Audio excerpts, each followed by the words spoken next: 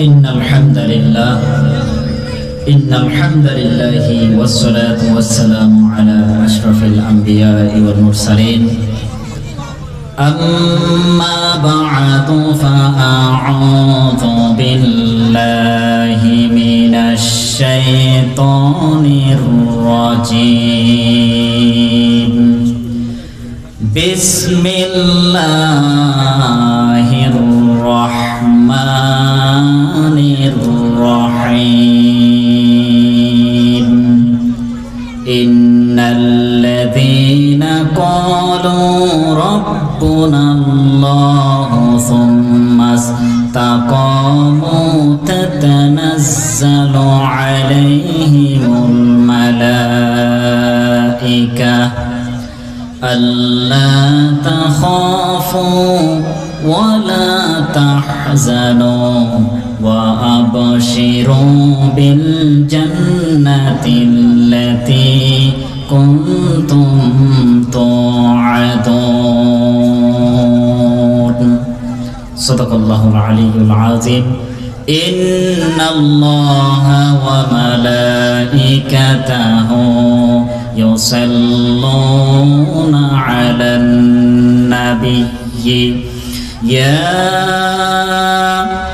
أيها الذين آمنوا صلوا عليه وسلموا تسليما اللهم صل على سيدنا مولانا محمد وعلى آل سيدنا مولانا محمد সবাই আস্তে আস্তে জোরে জোরে বলুন اللهم صل على محمد وعلى آل محمد كما صليت على إبراهيم وعلى آل إبراهيم إنك حميد مجيد اللهم بارك على محمد وعلى آل محمد كما باركت على إبراهيم وعلى آل إبراهيم إنك حميد مجيد ربي زدني علما ربي زدني علما ربي اشرح لي صدري ويسر لي أمري واحلل عقدة من لساني يفقه قولي سبحانك لا علم لنا إلا ما علمتنا إنك أنت العليم الحكيم الحمد لله উকি উপজেলার অন্তর্গত 3 নং হলদিয়া পালং ইউনিয়নের অন্তর্গত বৃহত্তর ক্লাসপাড়া নিবাসী ও ফকিরামোড়া ইসলামী তরুণ একতা সংঘের উদ্যোগে ঐতিহাসিক দ্বিতীয়তম তাফসিরুল কোরআন মাহফিলের স্বনামধন্য সভাপতি জনাব মনির আহমদ সাহেব, বিশিষ্ট সমাজসেবক, শিক্ষানুরাগী ও সভাপতি ফকিরামোড়া মাদ্রাসা মসজিদ ও হেফজখানা, বিগত আমাদের সামনে কোরআন এবং সুন্নাহ থেকে গুরুত্বপূর্ণ আলোচনা রেখেছেন হযরত মাওলানা আবুল কাসেম সাহেব, হযরত মাওলানা হাফেজ শামসুল আলম সাহেব, হযরত মাওলানা সাজেদ উল্লাহ সাহেব, হযরত মাওলানা রাজাউল করিম সাহেব, হযরত মাওলানা রহমত উল্লাহ সাহেব ইমাম ও খতিব পূর্ব ক্লাসপাড়া জামে মসজিদ, এবং হযরত মাওলানা সিরাজুল ইসলাম সাহেব, এবং আমাদের সামনে কোরআন এবং সুন্নাহ থেকে মূল্যবান তাফসীর পেশ করবেন হযরত মাওলানা নূর আহমদ আরমান সাহেব এবং আমাদের উখিয়া উপজেলার আমাদের শ্রদ্ধেয় ভাজন আলেমে দ্বীন হযরত মাওলানা আবুল ফজল সাহেব, ভারপ্রাপ্ত অধ্যক্ষ রাজাপালং এমইউ ফাজিল ডিগ্রি মাদ্রাসা উখিয়া কক্সবাজার, এবং হযরত মাওলানা হাফেজ বশির আহমদ সাহেব, এবং প্রধান আলোচক হিসেবে আমাদের কাছে উপস্থিত থাকবেন হযরত মাওলানা এম হাসিবুর রহমান সিলেট। আমাদের মাহফিলে মঞ্চে উপস্থিত আছেন আমার অত্যন্ত কাছের একজন শ্রদ্ধাভাজন এবং প্রিয় স্যার সেলিম উদ্দিন সাহেব, এবং আমার একজন বড় ভাই হযরত মাওলানা রেজাউল করিম সাহেব। আল্লাহ তাআলা আমাদের সকলকে নেক হায়াত দারাজ করুক, আমরা সবাই বলি আমিন। আপনারা সবাই কেমন আছেন? আল্লাহ রাব্বুল আলামিন আমাদেরকে বিভিন্ন ব্যস্ততা ফেলে দিয়ে কোরআনের ময়দানে আসার এবং বসার সুযোগ করে দিয়েছেন মহান আল্লাহ। এজন্য সর্বপ্রথম আল্লাহর শুকরিয়া আদায় করে আমরা সবাই বলছি আলহামদুলিল্লাহ। আল্লাহ রাব্বুল আলামিন আমাদেরকে সুস্থ রেখেছেন, সবল রেখেছেন, যার কারণে কোরআন এবং সুন্নাহ থেকে কিছু নসিহা শোনার পরে বাস্তবিক জীবনে যেন আমল করতে পারি, সেই প্রচেষ্টা আমাদের মনের নিয়তে রাখবো ইনশাআল্লাহ। আল্লাহ রাব্বুল আলামিন এই পৃথিবীতে মানুষ এবং জিন জাতিকে সৃষ্টি করেছেন শুধুমাত্র আল্লাহ তাআলার ইবাদত করার জন্য। আমরা অনেকেই কোরআন এবং সুন্নাহর আলোচনা শুনি, কিন্তু বাস্তবিক জীবনে আমরা আমল করার জন্য চেষ্টা করি না। এজন্য রাসূল করিম সাল্লাল্লাহু আলাইহি ওয়াসাল্লাম তার সাহাবায়ে কেরামকে উদ্দেশ্য করে বলেছিলেন যে চারটি গুরুত্বপূর্ণ আমল যদি মানুষরা প্রতিনিয়ত আমল করতে পারে, এই সমস্ত মানুষদেরকে নির্বিঘ্নে আল্লাহর জান্নাতে দাখিল করাবেন। সুবহানাল্লাহি বিহামদিহি। রাসূল করিম সাল্লাল্লাহু আলাইহি ওয়াসাল্লাম চারটি বিষয় উল্লেখ করলেন। এক নাম্বার আফশুস সালাম, পরস্পর মুসলমান দেখা হওয়ার সাথে সাথে আমরা যদি সালাম বিনিময় আফশুস সালাম, সালামের প্রচলন যদি ঘটাতে পারি, এই সমস্ত মানুষদেরকে নির্বিঘ্নে আল্লাহ তাআলা জান্নাতে প্রবেশ করাবেন। দুই নাম্বার ওয়া তুতিইমুত তুআম, এবং গরিব, অসহায়, মিসকিন, দারিদ্র, নিঃস্ব এদেরকে যদি খাবার খাওয়াতে পারি খুশি মনে, এই সমস্ত মানুষরাও নির্বিঘ্নে জান্নাতে প্রবেশ করবে। তিন নাম্বার ওয়াসিলুল আরহাম, যারা আত্মীয়তার সম্পর্ক বজায় রাখবে, আত্মীয়দের সাথে উত্তম আচরণ করবে, তাদেরকেও নির্বিঘ্নে জান্নাতে প্রবেশ করাবেন। চার নাম্বার ওয়াসাল্লু ওয়ান নাসু নিয়াম, যারা রাতের মধ্যে জাগ্রত হয়ে আরামের বিছানা বিতাড়িত করে দিয়ে আল্লাহর কাছে সাজদায় অবনত হয়ে যাবে, তাহাজ্জুদের সালাত আদায় করার জন্য দাঁড়িয়ে যাবে, এই সমস্ত মানুষদেরকে আল্লাহ তাআলা তাদখুলুল জান্নাতা বিসালাম, নির্বিঘ্নে জান্নাতে প্রবেশ করাবেন। সুবহানাল্লাহ। কিন্তু এই চারটি আমল আমরা মুসলমান দাবি করে ঠিক, কিন্তু এই আমলগুলো আমরা করতে পারি না। হাদিসের দিকে লক্ষ্য রাখেন। এক নম্বরে আল্লাহ বিশ্বনবী জানিয়ে দিলেন আফশুস সালাম, তোমরা সালামের প্রচলন ঘটাও। কিন্তু এখন আমরা মুসলমান দেখা হওয়ার সাথে সাথে সালাম দিতে চাই না। আবার অনেক মেম্বার, চেয়ারম্যান যারা দায়িত্বরত আছে, নেতৃত্ব যাদেরকে বলে, এরা সালাম কিভাবে দেয় এই সিস্টেমটা পর্যন্ত তারা জানে না। অনেক মেম্বার, চেয়ারম্যান, দায়িত্বরত নেতৃত্ব যারা দেয়, সমাজের লিডার যারা আছে, তাদের সালামের ধরনটা কি দেখেন। মানুষকে কোনো একটা আলোচনায় যদি আসে, সম্মেলনে যদি যায়, স্পিকার হাতে নিয়ে বলে আসসালামু আলাইকুম, আসসালামু আলাইকুম, সালাম আলাইকুম, এরকম সালাম দেই নাকি দেই না? কথা বলেন, দেই নাকি দেই না?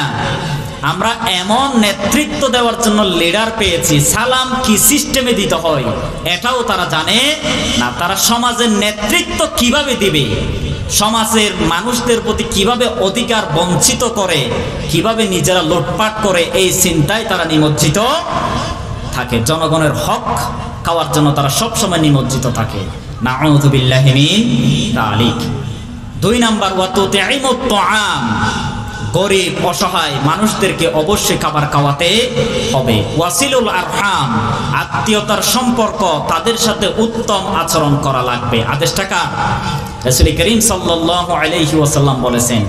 কিন্তু দুর্ভাগ্যের বিষয়, একটা পরিবারের মধ্যে নিজের ভাইয়ের সাথে সম্পর্ক টিকে থাকে না। ধন সম্পদের কারণে, জমির ভাগ বন্টনে কিছু অমিল হয়ে গিয়েছে, যার কারণে ভাই ভাইয়ের সাথে দ্বন্দ্ব। এরকম পরিবার সমাজে এখন বেশি দেখা যায় নাকি কম দেখা যায়? কথা বলেন, বেশি নাকি কম? কিন্তু তাদের নামের শুরুতে মুহাম্মদ লাগানো আছে, নবীর উম্মত দাবি করে, কিন্তু নিজের ভাইয়ের সাথে সম্পর্ক টিকে নাই।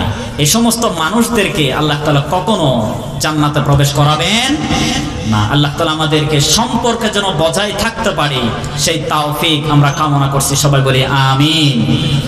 আল্লাহ রাব্বুল আলামিন, আমরা যে মুসলমান দাবি করি, মুসলমানদের নাম যিনি দিয়েছেন তিনি হচ্ছে সাইয়্যিদিনা ইব্রাহিম আলাইহিস সালাম।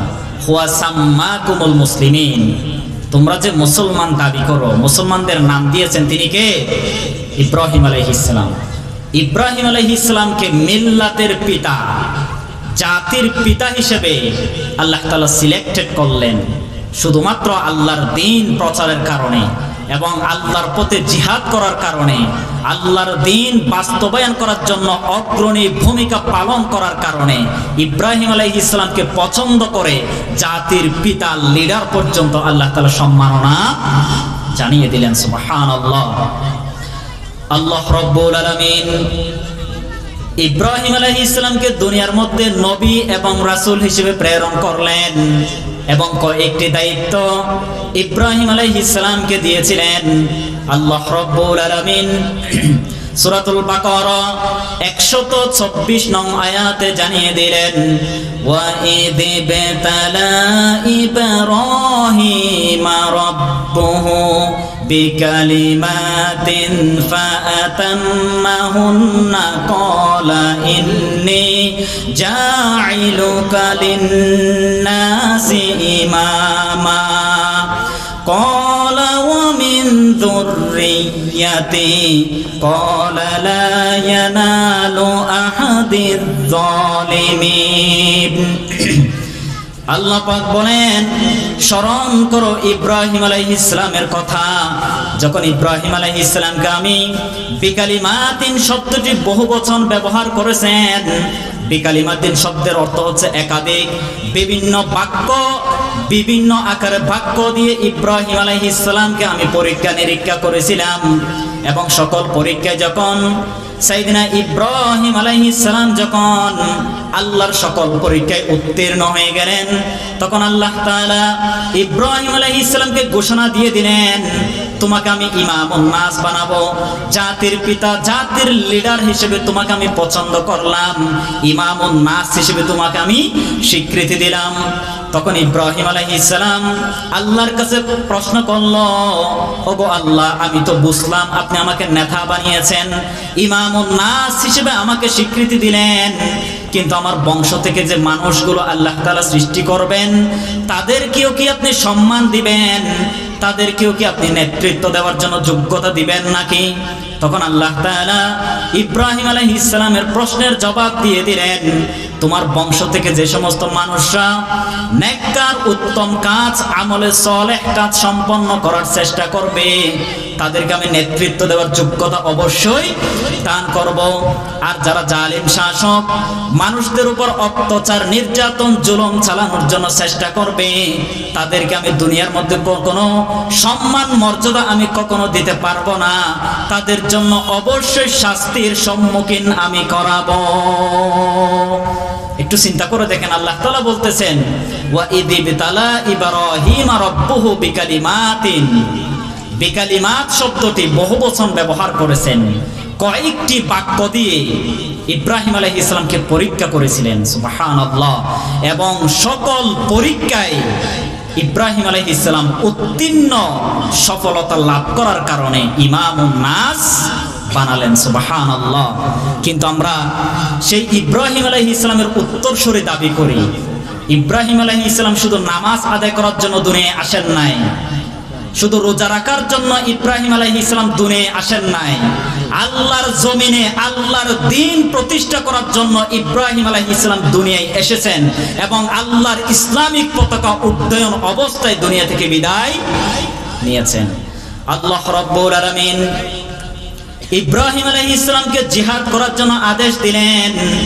সূরাতুল হজ ৭৮ নং আয়াতে স্পষ্ট করে জানিয়ে দিলেন, ওয়াজাহিদু ফিল্লাহি হাক্কা জিহাদিহি ওয়াজতাবাকুম ওয়ামা জাআলা আলাইকুম ফিদ্দীনি মিন হারাজ মিল্লাতা আবিকুম ইব্রাহিম হুয়া সাম্মাকুমুল মুসলিমিন।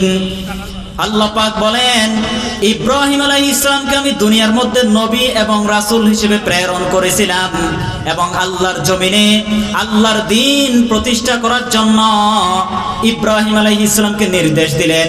ইব্রাহিম আলাইহিস সালাম হাক্কা জিহাদি, সত্যের পথে অটল থেকে তিনি আল্লাহর দ্বীন বাস্তবায়ন করার জন্য জিহাদ করে গিয়েছেন।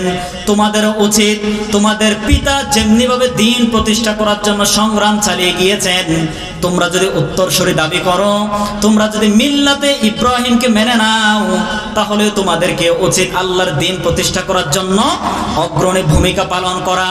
হুয়া সাম্মাকুমুল মুসলিমিন, তোমরা যে মুসলমান দাবি করো, তোমরা যে মুমিন দাবি করো, তোমাদের মুসলমান নাম যিনি স্বীকৃতি দিয়েছেন তিনি হচ্ছে ইব্রাহিম আলাইহিস সালাম। সুবহানাল্লাহ। আমরা যে মুসলমান দাবি করি, নিজেকে মুসলিম হিসেবে পরিচয় দেই, মুসলমানদের নাম রেখেছেন যিনি, তিনি কে? ইব্রাহিম আলাইহিস সালাম। সুতরাং আমরা যদি আসলেই মুসলমান দাবি করি, আল্লাহর জমিনে আল্লাহর দেশে ইসলামের আইন, ইসলামিক ব্যবস্থা কায়েম হোক, আমরা চাই নাকি চাই না? কথা বলেন, চাই নাকি চাই না?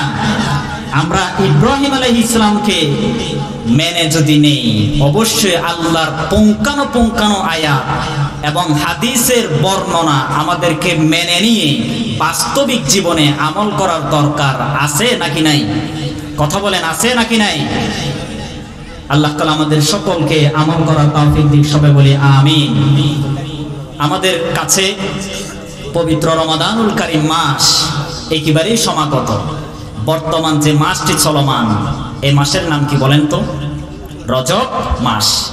রজব মাসে তৎকালীন সময়ে আমাদের নবী করিম সাল্লাল্লাহু আলাইহি ওয়াসাল্লামের জামানায় রাসূলের জীবনকে ঘিরে দুটি ঘটনা ঘটেছিল। কয়টি? কথা বলেন, কয়টি? কোন মাসে? রজব মাসে। এক নাম্বার, আমাদের নবীকে মেরাজ গমন করে নিয়ে গিয়েছিলেন, ইসরা করিয়েছিলেন, পরিভ্রমণ করে আল্লাহর জমিন থেকে আল্লাহর আরশে আযীম পর্যন্ত সান্নিধ্য নৈকট্য অর্জন করেছিলেন।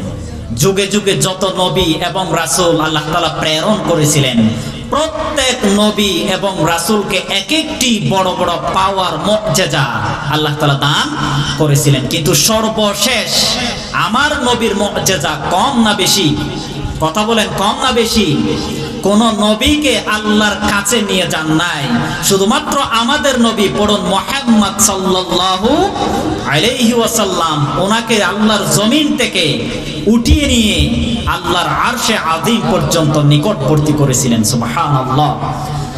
আল্লাহ রাব্বুল আলামিন আমার নবীকে বড় একটি মুআজিজা দিয়েছিলেন। সূরাতুল বানী ইসরাঈলের ১ নং আয়াতে জানিয়ে দিলেন, সুবহানাল্লাযী আসরা বিআবদিহি লাইলাম মিনাল মাসজিদিল হারামি ইলাল মাসজিদিল আকসা إلى المسجد الأقصى الذي باركنا حوله لنريه من آياتنا إنه هو السميع البصير। আল্লাহ পাক বলেন, স্মরণ করো সে সময়ের কথা যখন বিশ্বজাহানের মালিক আল্লাহ রব্বুল আলামিন সাইয়্যিদিনা মুহাম্মদ সাল্লাল্লাহু আলাইহি ওয়াসাল্লামকে মসজিদুল হারাম থেকে মসজিদুল আকসা পর্যন্ত ইসরা করিয়েছেন। আবার মসজিদুল আকসা থেকে আল্লাহ রব্বুল আলামিন 7 আসমান ভেদ করে আল্লাহর আরশে আযীম পর্যন্ত সান্নিধ্য নৈকট্য অর্জন করেছিলেন এবং ওই স্থানে আল্লাহর নিয়ামত ঢেলে দিয়েছিলেন। সুবহানাল্লাহ। আল্লাহ পাক মসজিদুল হারাম থেকে মসজিদুল আকসা তথা ফিলিস্তিন বাইতুল মাকদিস পর্যন্ত ইসরা করিয়েছেন। আবার বাইতুল মাকদিস থেকে 7 আসমান ভেদ করে আল্লাহর আরশে আযীম পর্যন্ত মেরাজে গমন করে গিয়েছিলেন। সুবহানাল্লাহ। আধুনিক সায়েন্টিফিক এর গবেষণা করে সত্যতা প্রমাণ করার যোগ্যতা তারা পর্যন্ত অর্জন করল। নবী যখন মেরাজ থেকে আসলেন, তৎকালীন খ্রিস্টান কুফরি যারা করত, কাফের আবু জাহাল, উতবা, শাইবা, তারা নবী মুহাম্মদকে পাগল হিসেবে সাব্যস্ত করল। কারণ 1 ঘন্টা 2 ঘন্টা রাতের সময়ে এক জায়গা থেকে আরেক জায়গায় যেতে প্রায় 24 ঘন্টা 2 দিন 3 দিন পর্যন্ত লাগতো। যে মুহাম্মদ একটা রাতের মধ্যে কিভাবে 7 আসমান ভেদ করে আল্লাহর আরশে আযীম পর্যন্ত পৌঁছে গেছেন, এটা তারা বিশ্বাস করতে চায় না। মানুষের দ্বারা যে কাজটি সম্পাদন হয় না, আল্লাহর দ্বারা সেই কাজ সম্পাদন হয় নাকি হয় না? কথা বলেন, হয় নাকি হয় না? এই রজব মাসে প্রথম ঘটনা, আল্লাহ তাআলা আমার নবীকে মেরাজে নিয়েছিলেন। মেরাজে যাওয়ার পরে নামাজের বিধান আমার নবীকে দিলেন, কিন্তু সেই নামাজ আমরা আদায় করার জন্য চেষ্টা করি না। রাসূল করিম সাল্লাল্লাহু আলাইহি ওয়াসাল্লাম মেরাজ থেকে যখন দুনিয়ার মধ্যে আবার চলে আসলেন, তখন সাহাবে কেরামের সামনে তিনি একটা হাদিস বর্ণনা করলেন। আউয়ালু মা ইউহাসাবু বিহিল আবদু ইয়াউমাল কিয়ামাতিস সালাহ। বিশ্বনবী জানিয়ে দিলেন, কিয়ামতের দিন সর্বপ্রথম যে আমলের হিসাব আল্লাহ তাআলা নেবেন, সেই হিসাবটি হচ্ছে নামাজের হিসাব। যেই বান্দা নামাজের হিসাব পরিপূর্ণভাবে আল্লাহর কাছে পেশ করতে পারবে না, তাদের সকল আমলগুলো আল্লাহ তাআলা বরবাদ করে দিবেন। আর যে মানুষগুলো নামাজের হিসাব পরিপূর্ণ পুঙ্খানুপুঙ্খানুভাবে আল্লাহর কাছে পেশ করবে, তাদের আমলগুলো কবুল করে নিয়ে আল্লাহ তাআলা তাদেরকে জান্নাতের মধ্যে দাখিল করাবেন। সুবহানাল্লাহ। আল্লাহ তাআলা সর্বপ্রথম যে আমলের হিসাব নেবে, সে আমলটার নাম কি? কথা বলেন, সে আমলটার নাম কি? নামাজ। কিন্তু সেই নামাজ আমরা আদায় করার জন্য চেষ্টা করি না। 2 নম্বর ঘটনা, রজব মাসে কিবলা পরিবর্তন হওয়া। কি হওয়া? এখন যে আমরা নামাজ আদায় করি পূর্ব দিকে নাকি পশ্চিম দিকে? আমরা সেজদা দেই কোন দিকে? পশ্চিম দিকে। কিন্তু তৎকালীন সময়ে তারা পূর্ব দিকে সেজদা দিত, নামাজ আদায় করত। বাইতুল মাকদিস, ফিলিস্তিনের বাইতুল মাকদিস, মসজিদুল আকসা, এই মসজিদকে কেন্দ্র করে সাহাবায়ে কেরাম এবং রাসূল পর্যন্ত সেজদায় অবনত হয়ে নামাজ আদায় করত। বিশ্বনবী হযরত মুহাম্মদ সাল্লাল্লাহু আলাইহি ওয়াসাল্লাম যখন মক্কাতুল মুকাররমা থেকে মদিনাতুল মুনাওয়ারায় যখন হিজরত করে চলে গেলেন, তখন 17 মাস 16 থেকে 17 মাস পর্যন্ত তিনি বাইতুল মাকদিসকে কেন্দ্র করে সালাত আদায় করেছিলেন। কিন্তু নবীর ইচ্ছা ছিল বাইতুল মাকদিসকে নয়, কাবা শরীফের দিকে মুখ ফিরিয়ে সালাত আদায় করার জন্য। এটা সব সময় আল্লাহ তাআলার কাছে বিশ্বনবী সব সময় দোয়া করতেন, মনোবাসনায় সব সময় লালন পালন করতেন। একদিন সাহাবায়ে কেরামের দাওয়াতে গেলেন, তখন জোহরের সালাত আদায় করার জন্য দাঁড়িয়ে গেলেন। 4 রাকাত নামাজ বিশিষ্টর মধ্যে 2 রাকাত যখন সমাপ্ত হয়ে গিয়েছিল, তখনও আমার নবী সব সময় আল্লাহর কাছে দোয়া করতেন, সব সময় আসমানের দিকে তাকাতেন। যখন 4 রাকাত নামাজের মধ্যে 2 রাকাত সম্পন্ন হয়ে গিয়েছিল, আল্লাহ তাআলা আয়াত নাজিল করে নির্দেশনা জানিয়ে দিলেন। সূরাতুল বাকারা 144 নং আয়াতে জানিয়ে দিলেন, قد نرى تقلب وجهك في السماء فلنولئنك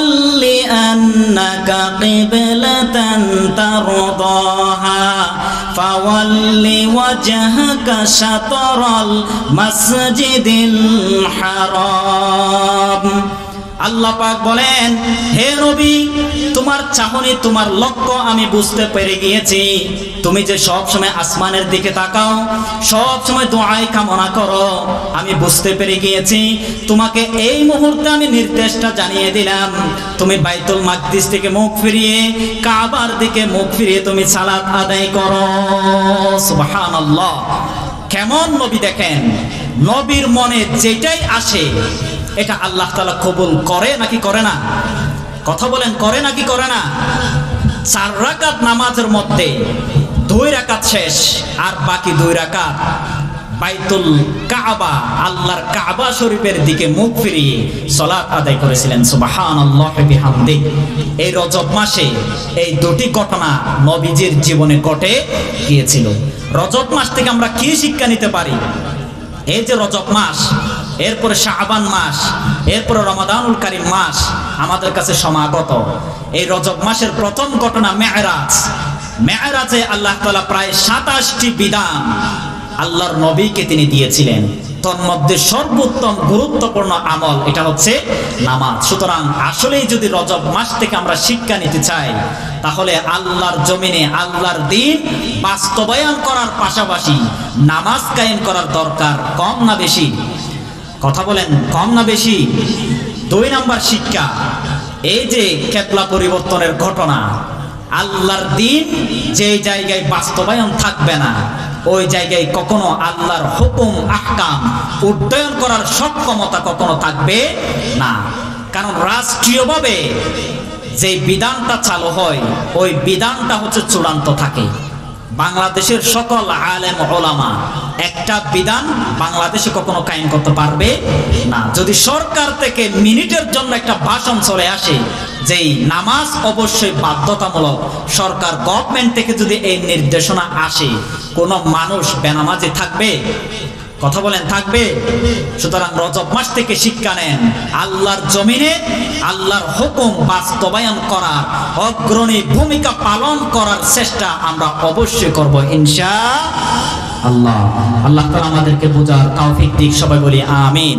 কারণ বর্তমান সময়ে নাস্তিক্য মতবাদ মুসলমানদের অন্তরে তারা দিয়ে থাক না করে দিয়ে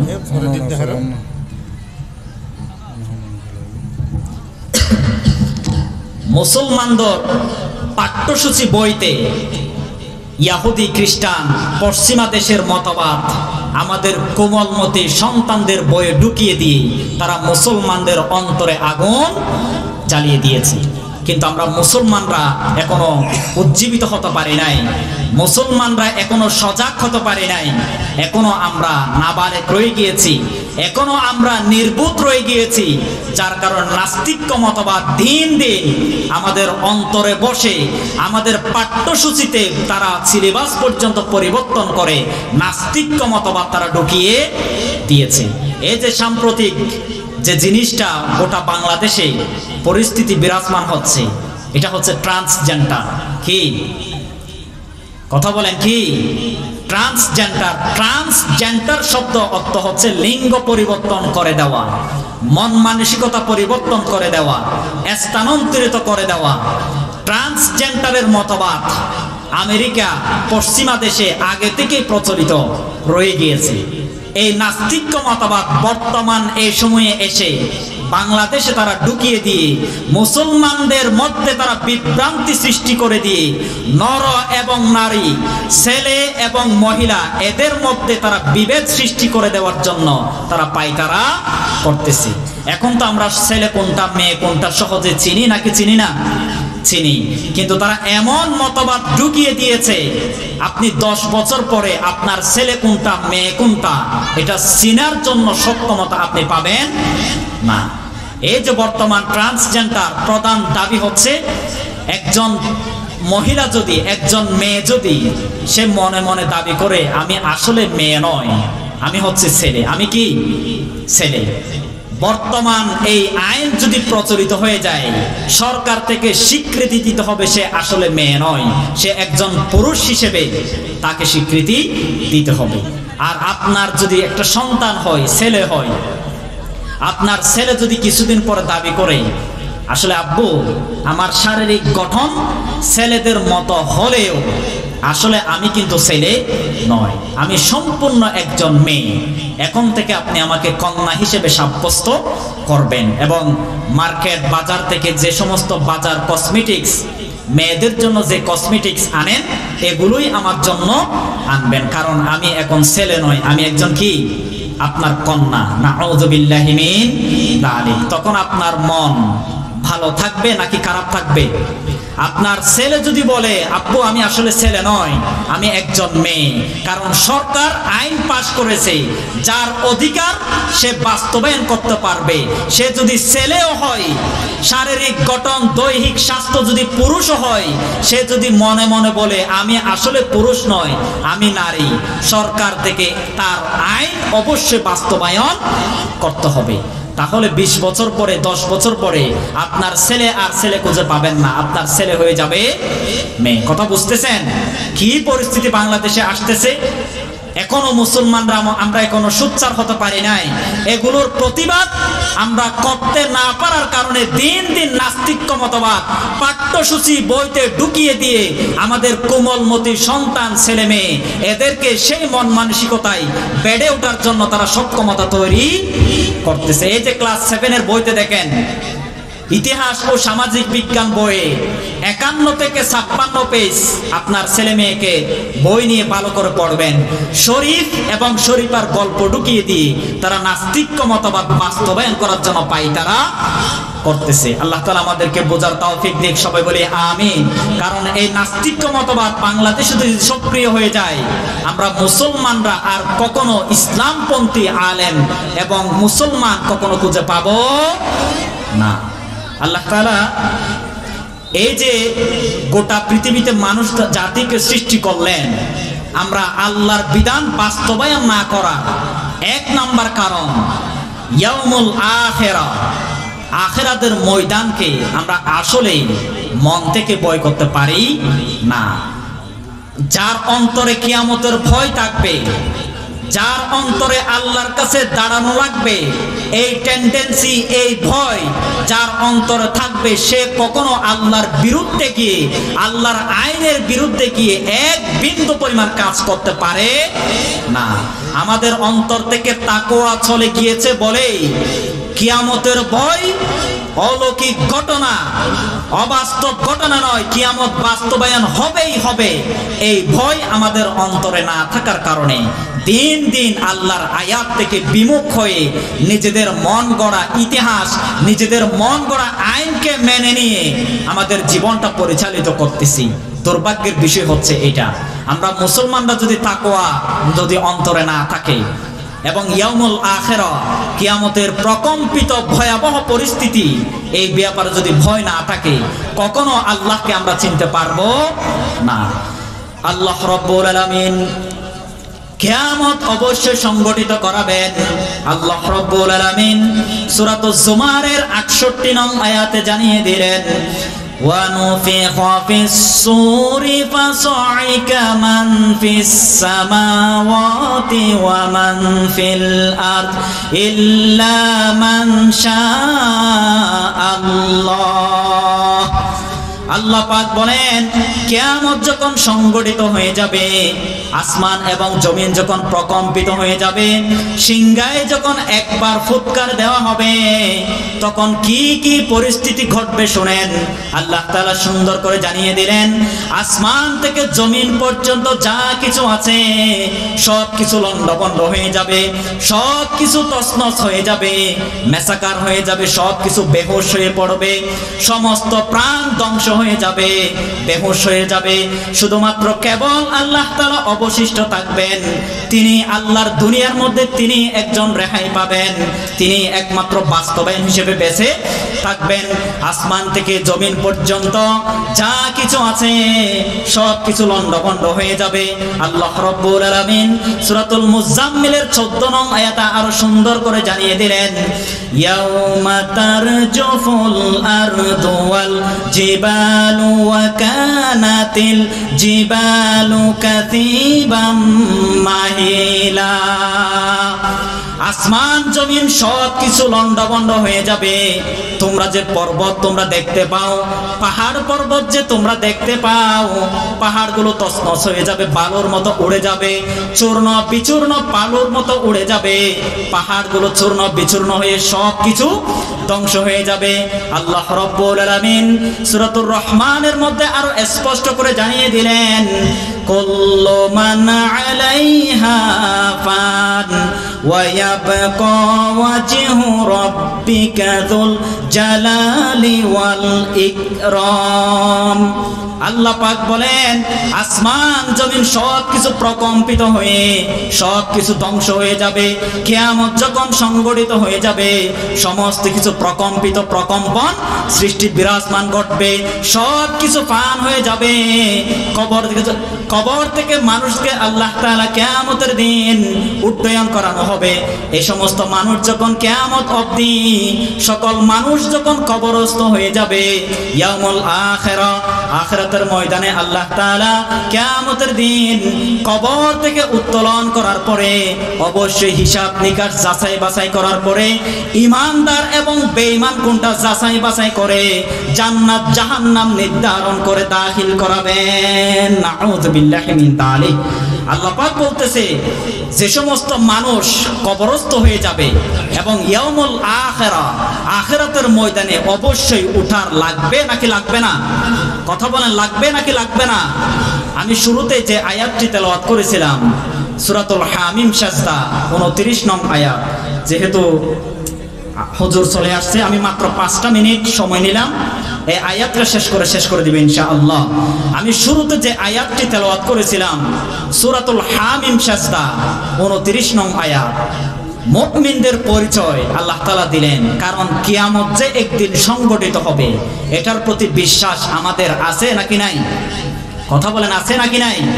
যদি থাকে, এই আয়াত থেকে আমরা শিক্ষা নিয়ে কিয়ামতের ভয় অন্তরে লালন করে আজ থেকে আল্লাহর প্রতিটি হুকুম আহকাম আমরা বাস্তবায়ন করার চেষ্টা করব ইনশাআল্লাহ। আল্লাহ রাব্বুল আলামিন সূরাতুল হামিম সাজদা 29 নং আয়াতে স্পষ্ট করে জানিয়ে দিলেন, ইন্নাল্লাযীনা ক্বালু রাব্বুনাল্লাহু সুম্মা ইসতাকামু তাতানাজ্জালু আলাইহিমুল মালাইকা আল্লা তাখাফু ওয়া লা তাহজানু ওয়া আবশিরু বিল জান্নাতিল্লাতী কুনতুম তুআদুন। আল্লাহ পাক বলেন, যারা আল্লাহকে রব হিসেবে স্বীকৃতি দিয়ে দিবে, আল্লাহর প্রতি যারা ঈমান আনয়ন করবে, সুম্মাস্তাকামু, এবং আল্লাহর প্রতিটি হুকুম আহকাম বাস্তবায়ন জীবনে আমল করবে, আল্লাহর হুকুমের কাছে মাথা নত অবস্থায় থাকবে, এই সমস্ত মানুষ যখন ইন্তেকাল হয়ে যাবে, মালাকুল মাউত যখন তাদের রূহ কবজ করার জন্য চলে আসবে, আমি জান্নাত থেকে ফেরেশতা ওই মানুষের জন্য পাঠিয়ে দিব এবং ওই ফেরেশতা ওই মানুষের কাছে গিয়ে বলবে, আল্লাহ তাখাফু ওয়ালা তাহজানু, তোমরা ভয় পেও না, তোমরা কখনো চিন্তিত হয়ো না, তুমি যে আল্লাহকে রব হিসেবে স্বীকৃতি দিয়েছিলে এবং সুম্মাস্তাকামু, আল্লাহর প্রতিটি হুকুম আহকাম বাস্তবায়ন করেছিলে, এই জন্য আল্লাহ তাআলা তোমাকে পছন্দ করলেন, তোমাকে জান্নাতের সুসংবাদ দিলেন। তুমি হতাশ হইও না, চিন্তিত হইও না, ভয় পেও না, তুমি মৃত্যু মৃত্যুবরণ করার পরে কবরে যখন তোমাকে দাফন করে দেওয়া হবে, কবরের মধ্যে তোমাকে জান্নাতের ঘুম আল্লাহ তাআলা দিবেন।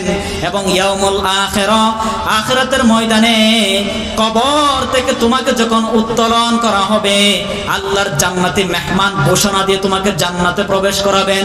কুনতুম তুআদুন, আল্লাহ তাআলা তোমাদেরকে যে ওয়াদাবদ্ধ হয়েছেন, তোমরা যদি নেক কাজ করো, ভালো উত্তম কাজ যদি তোমরা সম্পাদন করো, আল্লাহর জমিনে আল্লাহর দ্বীন প্রতিষ্ঠা করার জন্য আপনি যদি অগ্রণী ভূমিকা পালন করেন, আপনার পরিবারকে যদি জান্নাতি পরিবার বানাতে পারেন, আপনার জন্য জান্নাতের সুসংবাদ আছে নাকি নাই? আমরা যদি সৎ কর্ম, উত্তম কাজ, নেক কাজ সম্পন্ন করতে পারি, আল্লাহ তাআলা আমাদের মৃত্যুর সময়, কবরের সময় এবং ইয়াউমুল আখিরাহ, আখিরাতের ময়দানে উঠানোর সময় আল্লাহর ফেরেশতা এসে আমাদেরকে হতাশ হয়ো না, ভয় পেও না, চিন্তিত হয়ো না, তোমাদের জন্য জান্নাত আল্লাহ তাআলা অবধারিত রেখেছেন। সুবহানাল্লাহ। এই ঘোষণা আমরা পেতে চাই নাকি চাই না? কথা বলেন, চাই নাকি চাই না? যদি চাই, আল্লাহর জমিনে আল্লাহর দ্বীন প্রতিষ্ঠা করার জন্য, আল্লাহর দ্বীন কায়েম করার জন্য আমরা অবশ্যই অগ্রণী ভূমিকা পালন করার চেষ্টা করব ইনশাআল্লাহ। আল্লাহ তাআলা আমাদের সকলকে আমল করার তৌফিক দিক, সবাই বলি আমিন।